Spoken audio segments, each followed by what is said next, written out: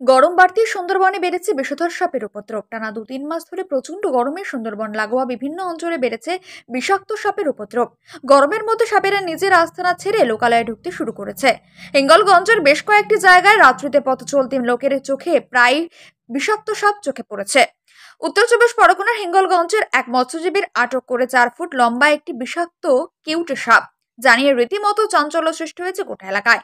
সুন্দরবন অঞ্চলে বেশিরভাগই অঞ্চলে বিষাক্ত প্রজাতির কেউটে সব সচরাচর লক্ষ্য করা যায়।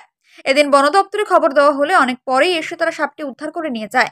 মাঝে মাঝে বিষাক্ত সাপ চোখে পড়লে গ্রামবাসীরা বন দপ্তরে খবর দিলে বন দপ্তরের পক্ষ থেকে কোনো সুরাহা পান না তারা। এইভাবে প্রচন্ড গরমের মধ্য দিয়ে লোকালয়ে যেসব ঢুকতে শুরু করেছে তা নিয়ে সুন্দরবনের একাধিক জায়গায় সাধারণ মানুষ আতঙ্কিত হয়ে রয়েছে। ব্যুরো নিউজ, ABN 24x7 সঙ্গে থাকবেন।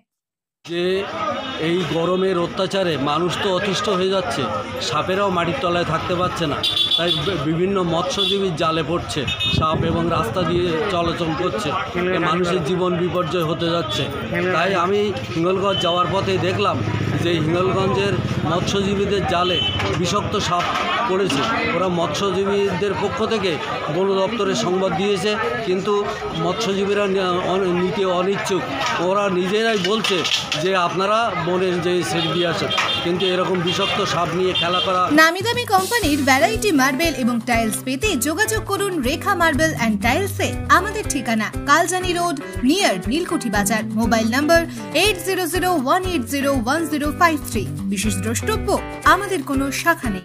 অত সহজ তাদের কাছে, তারা জীবন বিপর্যয় নিয়ে সাপটা ধরে রেখেছে অতি বিলম্বে, যাতে সাপটা বন দপ্তর নিয়ে যায় ওনাদের কাছ থেকে, মৎস্যজীবীদের কাছ থেকে।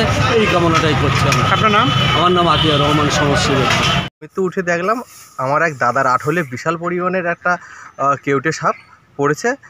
আর আমরা তো গরমে এমনি রাত এমনি ঘুরি, আর এই আতঙ্কে রয়েছি একটু। এরকম সাপ তো সচরাচর দেখা যায় না, আর খুবই ভয়েতে আছি আমরা। হ্যাঁ, আর এই খালে যে এরকম এর আগে দেখা গিয়েছিল ছোট, কিন্তু এরকম ধরনের এত বড় সাপ দেখা যায় না। আর বন দপ্তরে আমরা ফোন করেছিলাম, বন দপ্তর বললো আমরা আসছি, আবার কখনো আসবে না বললো। তারপরে এসে বললো ছেড়ে আটলে পড়েছে, এই সাপ তোমরা ছেড়ে দাও, ছেড়ে এই সাপ আমরা নেবো না, এইসব বলছে।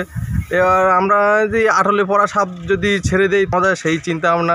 তাও দেখলাম ওরা নিয়ে গেছে বললো ওরাও ছেড়ে দেবে। এই। আপনার নাম? আমার নাম শ্রীধর বিশ্বাস। কোথায় এটা, কোন খাল? আমাদের হিঙ্গলগঞ্জ রানীবালার খাল এটা।